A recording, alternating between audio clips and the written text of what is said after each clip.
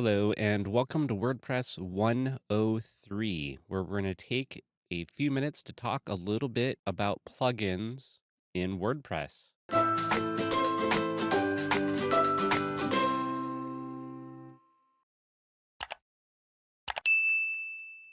Plugins for WordPress remind me of the Apple advertising that they did for a while when they came out with the iPhones. And you may remember the commercials. There's an app for that. Well, with WordPress, it's kind of the same. There's a plugin for that. In fact, you can almost think of plugins in WordPress like apps that you install from the Apple Store or the Google Play Store on your smartphone. While no, they're not exactly the same thing, plugins in WordPress add features and can also make certain things a lot easier. Like with WordPress themes, there are more than a few WordPress plugins available today. In fact, if we look at the WordPress plugins directory at wordpress.org, they say that there are more than 54,000 plugins listed in their directory. There are plugins to help back up your site. There are plugins to help copy your site from one web host to another web host. There are plugins to help enhance your WordPress security. There are plugins to help you with your on-page SEO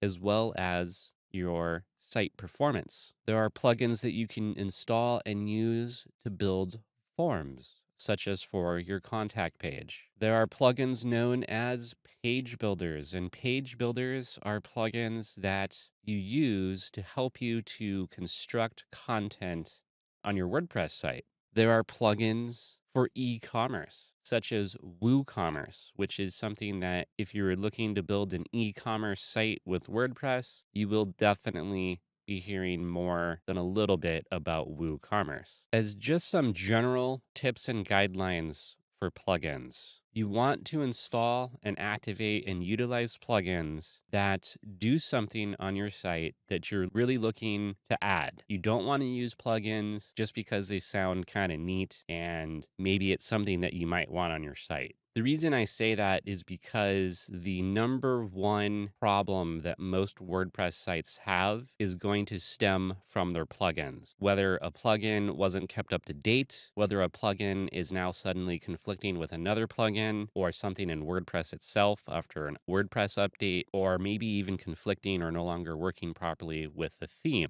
Another potential issue with plugins is they tend to be the most common point of a security vulnerability. It's very important that you log in to WordPress and you make sure that WordPress is up to date, your themes are up to date, or rather your theme is up to date, and your plugins are kept up to date. Now, there are plugins that can help you to automate that process as well. There are also some hosting options which will allow you to take some of the burden of making sure your site's kept up to date off of your plate. But for now, just know that there will be updates for your plugins, there will be updates for your theme, there will be updates for WordPress. Just like there are updates for your smartphone, there are updates for your computer, there are updates for just about anything that runs any kind of software or firmware these days. In fact, you can download and install an update for your camera. With that said, I think most WordPress websites are going to end up with somewhere around 6 to 12 plugins.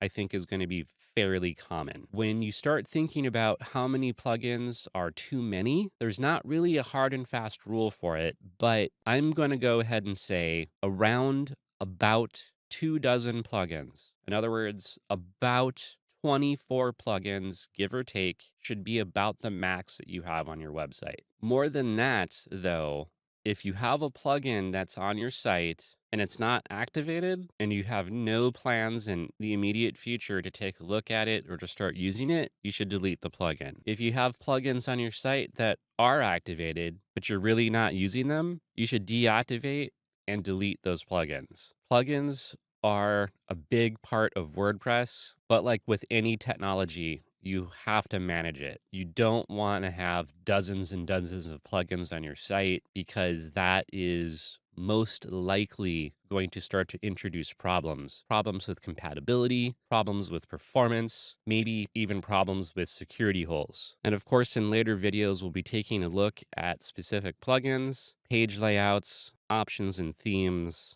and how to get things done in WordPress.